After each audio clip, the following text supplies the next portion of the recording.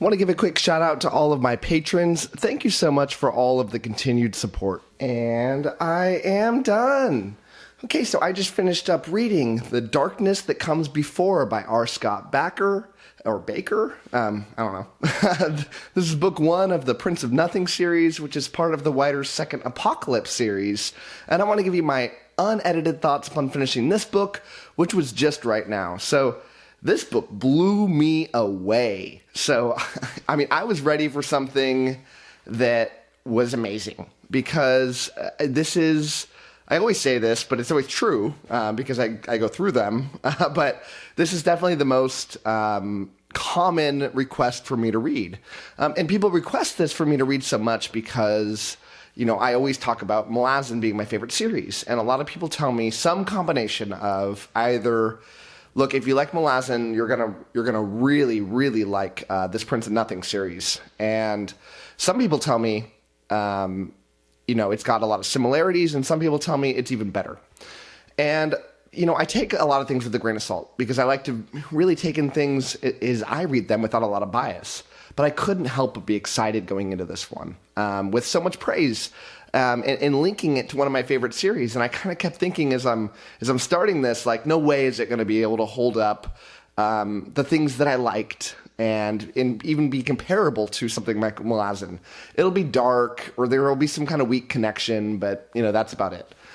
But what I got blew me away. So much to the point where I honestly think that I liked this one more than I liked the first Malazan entry. Now, the first Malazan entry ended up being one of my least favorite of the Malazan series, but that should tell you how much that I loved this book. I mean, I went into it kind of thinking, you know, it's probably going to be really good.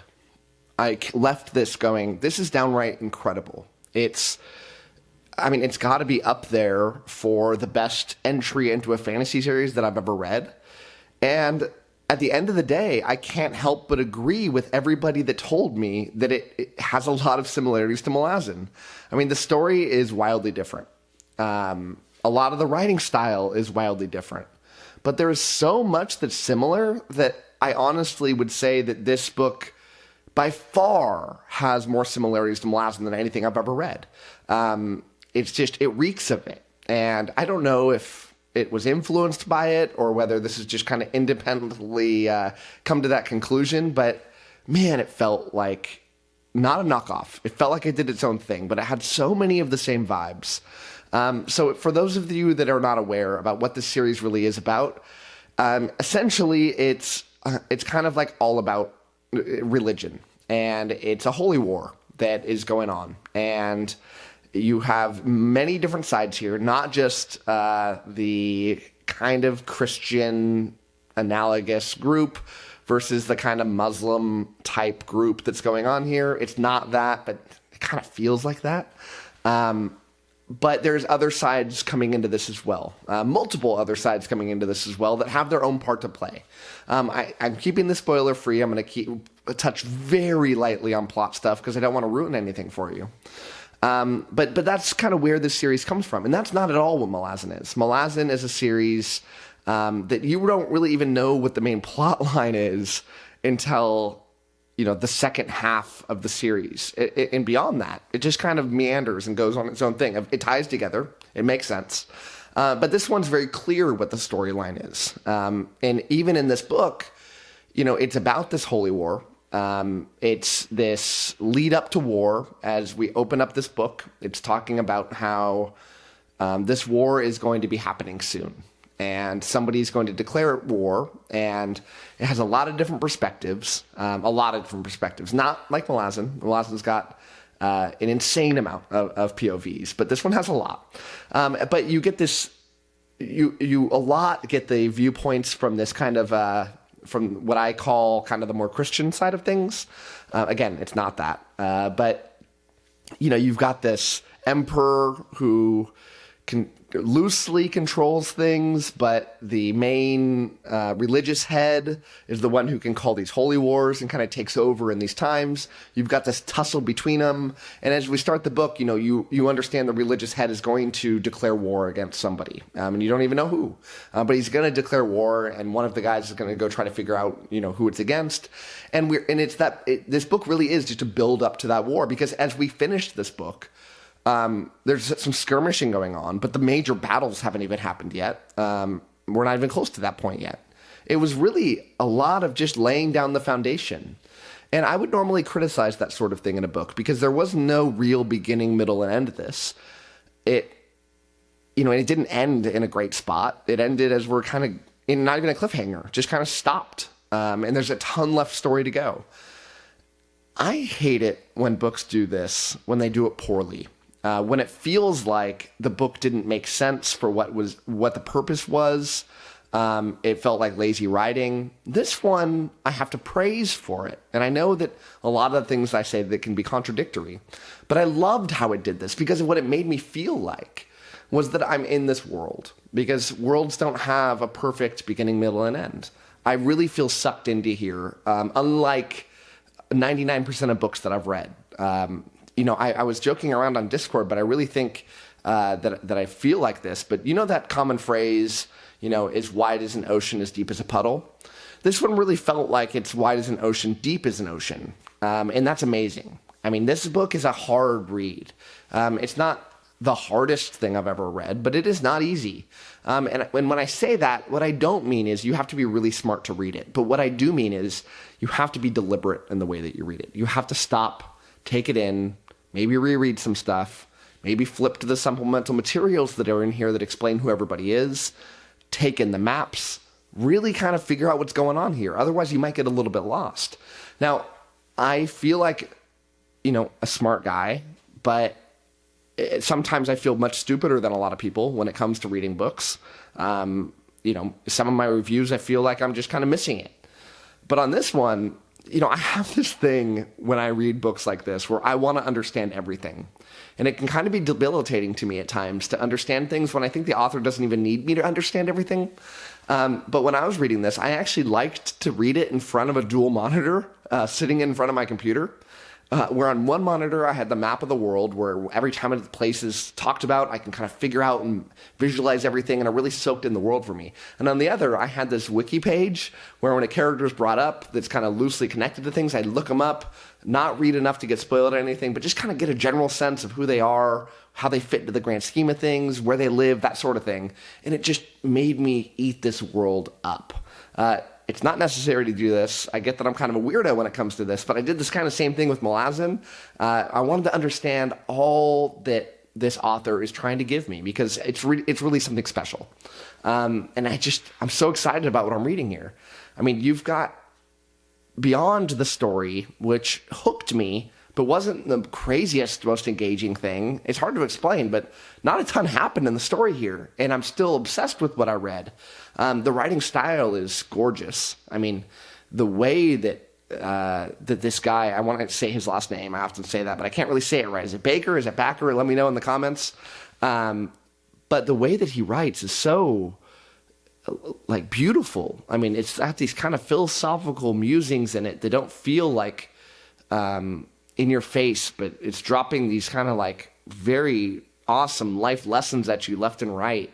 It feels very intelligent the way that it's written. It's very gorgeous writing, and the characters just feel so alive. I mean, we've have many different point of views that feel like its own unique thing. They feel like they're so important to the story. The political maneuverings that are going on in this are just, I eat them up. I mean, I love that kind of thing in my books. At its heart, this is almost like a political thriller. I mean, the way that things go down. It doesn't have these crazy twists and turns. Eventually, I'm sure it will. But even in this one, it just was telling you the story and trying to set the stage for what I'm going to get in these future books. I think this is a trilogy. I know there's more books in it beyond this. I think the First Law series, where you've got a few specific trilogies or something like that. I don't even know. I don't put a lot of research into my books before I read them. I kind of just take trust and just kind of let it run me. But God, was this amazing. I'm shocked at the Goodreads rating at it. I mean, I guess I'm not. You know, it's got a very low Goodreads rating. And when I say that, I mean, it's well below 4. It's well above 3 too, but it's, I don't know, 3.6, 3.7, which is very low for a fantasy book. You often see fantasy books really padded with these, especially ones that people talk about a lot, which this one is. It's not the most popular series in the world, but it's got 20,000 or so ratings, and usually when you get that many ratings for a fantasy book, you're going to be well above 4, and it's not the case. And I think because clearly this isn't for everybody. This is a rather niche read. It's a very dark, bleak world that doesn't leave a lot for you to smile at and enjoy about what's going on with these characters in the story here. And by enjoy, I mean it just doesn't feel fun. It's intense. It's very dark, and I love that sort of thing. Grimdark is my jam. You know, I like a lot of different things when it comes to fantasy. I have very broad taste. I love some really bright, happy stuff, slice of life type stuff. I can eat that up. But my favorite is got to be the grimdark stuff. And something about it just calls to me. It's hard to really explain why, but it just calls to me. It feels more real. And not to say that I have this pessimistic view on the world. In fact, I'm rather optimistic about the world. But it makes the characters in the story feel more realistic. And I really like that kind of thing in my writing. So, what else to say without spoiling anything? It's got some cool magical elements here that are not overdone in the slightest. I mean, there's sorcerers that are involved here that you kind of hear about their power, but we don't really get to see it exhibited too much. It's really about the crusade type thing going on here. And, you know, you got some people that are a little overpowered. The one guy in particular that, you know, that you're going to find out a lot more about clearly because he is the Prince of Nothing. So clearly it's the series is not named after him if he is not that involved, but he's got untold powers that I'll get to find out about later, not just in his physical attributes, but the way that he can process and understand the emotions that people are going through. And it really gives him an edge above everybody. But yeah, the magical elements just aren't heavy here, but they exist. But yeah, this writing style, these characters, this world building is just incredible. It is so incredible. It's not the size of Malazan. It's not like many different continents, but it feels very large for what we're dealing with, and everything feels alive. So I'm going to wrap things up. I can't wait to read the next one in this. I'm going to bump it up. I'm going to really try to make sure that I read the next one before the end of the year, maybe December-ish, because I just can't stop thinking about it. And I'm so excited to find a series that has instantly propelled itself into the very tip of the top in terms of quality for me. So who should read this? I always say that at the end. If you're a Malazan fan, you got to read this. If you like grimdark, you've got to read this. If you like religious elements in it, this is good stuff. If you don't like darker material, if Brandon Sanderson is your jam and you really like things with that tone to them, good guys versus bad guys, good guy wins, something I love. But again, I like a lot of different fantasy. But if that's really what you're into and not other stuff, you're going to hate this. You're absolutely going to hate it. But if you like a more gritty environment and world building is your thing, and prose is your thing, now prose isn't for everybody, but if you kind of like a more philosophical take on things in fantasy, yeah, this book is just to die for. So that's it for me. Thank you so much for watching. And as always, happy reading to you. Thanks again to all my patrons, with a special shout out to my Ascendant tier and Librarian tier patrons: Anna G, CJ, Doused, Darren, Gregory, Jonathan, My Book is Lit, Nathan T, Nev's Book Channel, Orthodoxia, Ron Reich, Russell, Ryan L, Sydney Baker, Tahir, Anna, Andra, Angelo, Blair, Brock, Evan, Fanixan, Harry B, Joe, Kat Mick, Maria, Michael Sugarman, Sky, TW57, Wacky, and Zion. Thanks for sticking to the end of this video, and if you want to watch some more content from my channel, click over here and I've got some good videos for you. Thanks so much.